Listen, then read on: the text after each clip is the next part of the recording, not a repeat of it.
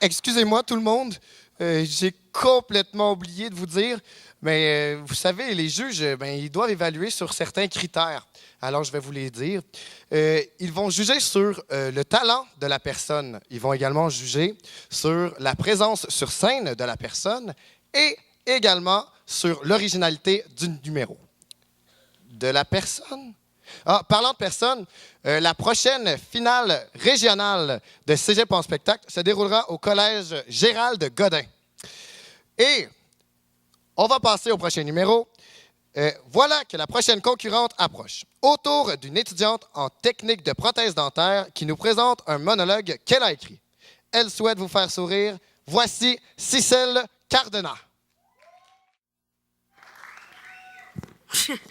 Bonsoir, Longueuil. Ça va bien? Mais moi, c'est Cicely, puis j'habite dans le repère des douchebags. Puis des latinos qui trouvent ça cool encore, porter leur crucifix glow in the dark comme collier. J'habite à Laval, OK? Puis je vais à l'école à Longueuil, c'est ça le pire là-dedans. Puis l'autre jour, il y a de quoi qui m'a vraiment surprise. Il y a un de mes amis d'école qui tripe vraiment sur les vélos, OK? Puis il me contait qu'il était essayé ses shorts de cycliste, puis ça y faisait pas. Puis là, la vendeuse, elle a dit qu'il fallait qu'il enlève ses bobettes. Je sais pas si c'est juste moi que ça surprend, là, mais what the fuck, le serré de même, pas de bobettes? Il me semble que, t'imagines, tu rencontres un cycliste vraiment cute, t'as juste une fixation. Voyons donc, là. T'imagines, tu jases avec, tu blablabla. Puis, et où t'habites?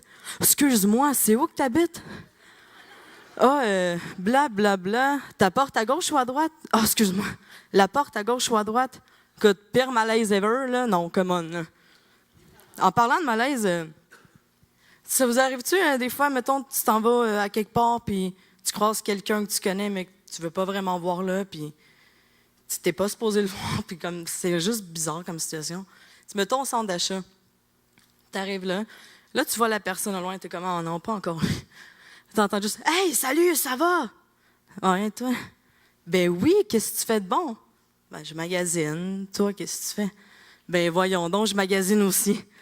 Ah, ben, on est au centre d'achat. Ouais. Puis, qu'est-ce que t'es venu t'acheter? Tu veux pas y dire que depuis son party, t'as eu la diarrhée, puis c'est toi qui as bouché le bol de toilette chez eux, puis que t'es venu t'acheter de l'Imodium, OK? Tu veux pas ça. Fait que là, moi, à cette heure, quand je vois quelqu'un que je connais, je me cache au plus Christ. Là. Mais tu sais, vu que je vais à l'école à Longueuil, je passe beaucoup de temps dans le métro, au moins 4 heures par jour, OK? Puis, oh mon Dieu, qu'il y a du monde bizarre dans le métro, partout, n'importe quelle station. Tu sais, il y a comme un genre d'espèce de monde qui sont comme trop contents de rentrer dans les wagons pendant que les portes se ferment. Puis c'est comme leur exploit du jour, là. Genre l'année passée, j'en ai vu une. J'étais ça avec mon ami. La fille, elle part à courir, les portes sont toutes ouvertes. Là. Ma tête passe pas dedans. Elle fait le saut de l'ange. Elle passe dedans, puis elle gueule « Yes, sir! » en me fixant dans les yeux. S'il y a du monde ici qui font ça, s'il vous plaît, recommencez pas. Ça traumatise le monde. La preuve, j'en parle encore 1 an plus tard, OK? Ça se fait pas. Puis, sinon, t'as comme une autre gang de monde qui sont aussi bizarres, là. C'est genre ceux qui font comme des concours de qui fait le plus de stations sans se tenir des poteaux. Je suis sûr qu'il y en a plein qui le font, OK? Puis t'as genre la même gang, mais genre une coche au-dessus. C'est ceux qui lisent leurs livres en même temps.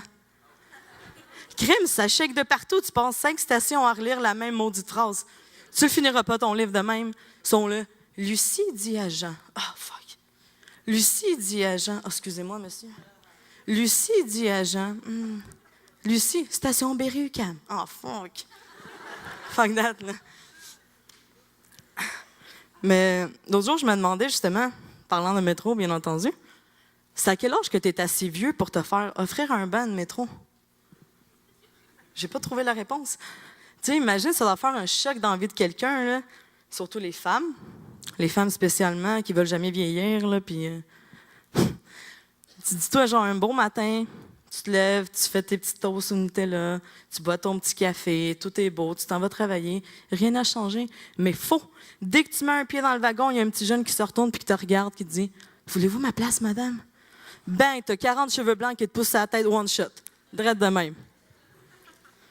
Mais tu sais, moi aussi, là, quand je suis assis sur les bancs dans le métro, je regarde le monde. Dès qu'il y a des personnes âgées qui rentrent, là, je suis là, tu sais, je me sens cheap un peu de ne pas donner ma place.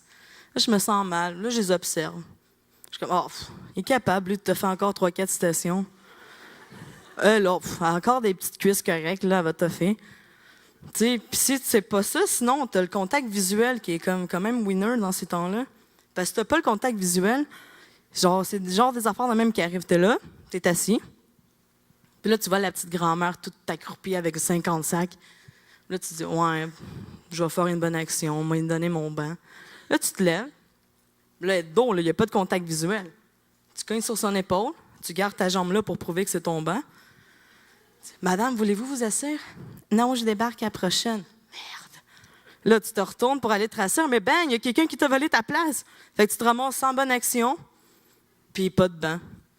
Fait que, pour éviter tout ce genre de situations-là, j'ai trouvé un truc. Je fais comme tout le monde, je fais semblant de lire le journal. Merci, bonsoir.